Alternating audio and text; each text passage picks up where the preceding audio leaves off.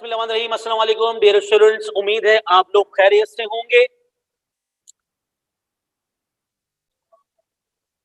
तो यहाँ पर हम लोग चैप्टर नंबर 5 का लास्ट टॉपिक करने के लिए आ रहे हैं, डी ब्लॉक एलिमेंट्स का। वो है कोरोजन एंड इट्स प्रिवेंशन। ये सारे टॉपिक थे जो हम लोगों ने डिस्कस कर लिए।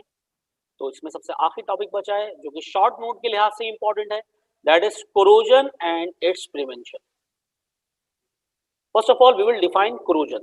The term corrosion is defined as a harmful and undesirable reaction of a metal materials as a result of exposure of atmosphere or any chemical agent.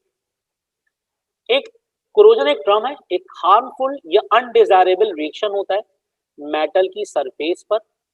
अगर उसको एक्सपोज करवाएं एयर में और उसके साथ ऑक्सीजन रिएक्ट कर जाए या फिर एयर में ह्यूमिडिटी हो, उसकी वजह से मेटल कोरोड हो जाता है, उस पर जंग लग जाता है। ठीक है।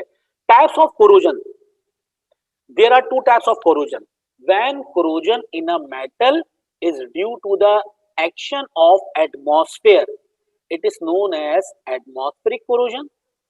अगर मेटल पर एटमॉस्फेरिक ऑक्सीजन एक्ट कर जाए तो उस पे लगने वाला जो कोरोजन होता है इसको हम कहते हैं atmospheric corrosion. When the corrosion is due to the reaction of a liquid on a metal, it terms as corrosion in liquid और liquid corrosion। तो दो टाइप्स की कोरोजन देखी हमने, एक है एटमॉस्फेरिक कोरोजन। फॉर एग्जांपल हमारे जो लोहे के दरवाजे खिड़कियां वगैरह देखे होंगे आप लोगों ने, जंग लग जाता है तो उन पे क्या होता है, एयर में ह्यूमिडिटी होती है या वो हर वक्त एयर में एक्सपोज होते हैं, एयर में ऑक्सीजन मौजूद है, तो उसमें ज़्यादातर दरवाजे खिड़कियां एल्यूमिनियम के बजाय किसके होते हैं, आयरन के। तो उस पर रफ लग जाता है, जंग लग जाएगा और वो हमें क्रोड नज़र आता है। इसी तरह अगर पानी की टंकी है, ठीक है, तो या फिर आपके पास दूसरे टाइप के टैंक वगैरह है, मिल्क टैंक है, तो उसमें जो इनलेट या आउटलेट होता है, ठीक है, टोटियाँ लगी होती हैं, नल लगे हुए होते हैं, उसमें एक टाइम के बाद जंग लग जाता है। ठीक है, उसको रिप्लेस करना पड़ता है या जंग से बचाने के लिए उसको हमें प्रिवेंशन करनी पड़ती है। जिस तरह सामने फिगर में साफ नुमाया है कि देखें ये नट बोर्ड लगे हुए हैं, इस पर चेन वगैरह पर उस पर क्या लगा हुआ है, जंग लगा हुआ है, एक अनडिजायरेबल लेयर लगी हुई, एक हार्मफुल लेयर है। ठीक है। तो इसके बाद अगर हम नेक्स्ट देखें वो कौन कौन से मेथड हैं जिसके जरिए हम कोरोजन से बचा सकते हैं मेटल को। तो there are different techniques to prevent the metal from corrosion. Number 1 है प्रोटेक्टिव मेटालिक कोटिंग है। सेकंड इलेक्ट्रोप्लेटिंग के जरिए भी होता है। थर्ड अलॉइंग ऑफ मेटल भी होता है। And fourth coating with non metallic material भी होता है। ठीक है। Now, methods of preventing the corrosion. Number 1 is protective metallic coating. The iron or steel can be protected from corrosion by coating with another metal as in galvanized iron, that is covering with zinc, tin plating या tin covered. देखें हमारे पास iron की कोई sheet है, iron के दरवाजे वगैरह है या आयरन के हमारे पास असल में अलॉय बनती है, आगे बढ़ेंगे, अलॉय किस तरह बनती है। इस पर अगर जिंक की कोटिंग करवा दी जाए इसको कहते हैं गैल्वेनाइजिंग। ठीक है। अगर जिंक या टिन के जरिए कवर कर दिया जाए मेटल के पीस को, आयरन की पीस को, इसको कहते हैं गैल्वेनाइजिंग। याद रखना है आप लोगों ने, गैल्वेनाइजिंग में ज्यादातर मल्टीपल चॉइस में जिंक होता है, तो जिंक में आप टिक कीजिएगा। Next electroplating. इलेक्ट्रोप्लेटिंग जिसे कहते हैं, noble or bare metals are used for electroplating on any desired metal. Noble metals होते हैं, नोबल मेटल कौन से हैं, गोल्ड की प्लेटिंग होती है, चांदी की जेवरात होते हैं, गोल्ड की प्लेटिंग होती है उसके ऊपर। ठीक है, इसको कहते हैं इलेक्ट्रोप्लेटिंग। क्रोम प्लेटिंग है, बाईसाइकिल के यानी कि बाईसाइकिल या मोटर बाइक के पार्ट्स के ऊपर क्रोम की प्लेटिंग की जाती है। इसमें जिस पर प्लेटिंग करवाएंगे उसको बनाएंगे कैथोड लाजमी, और जिसकी प्लेटिंग करनी होती है उसको बनाते हैं एनोड। खैर आपको ये तो लिखना नहीं है, आपको बस पता होना चाहिए इलेक्ट्रोप्लेटिंग के जरिए हम मेटल में कोरोजन को कम कर सकते हैं। नेक्स्ट क्या है, alloying of metal. One of the most important way of protecting of metal from corrosion is by mixing with other metal.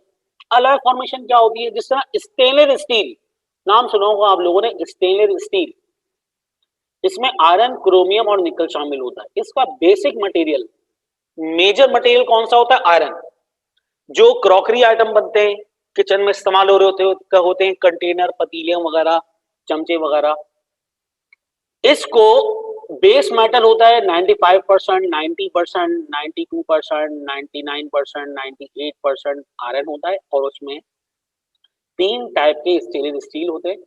दोनों को पिघलाकर, दोनों मेटल को पिघलाकर, या तीन मेटल है आयरन, क्रोमियम, निकल, तीनों को पिघलाकर मिक्स कर देंगे और इससे जो चीज बनती है हम उसको कहते हैं स्टेनलेस स्टील। ऐसा स्टील स्टील जिसमें कोई दाग ना हो। ठीक है।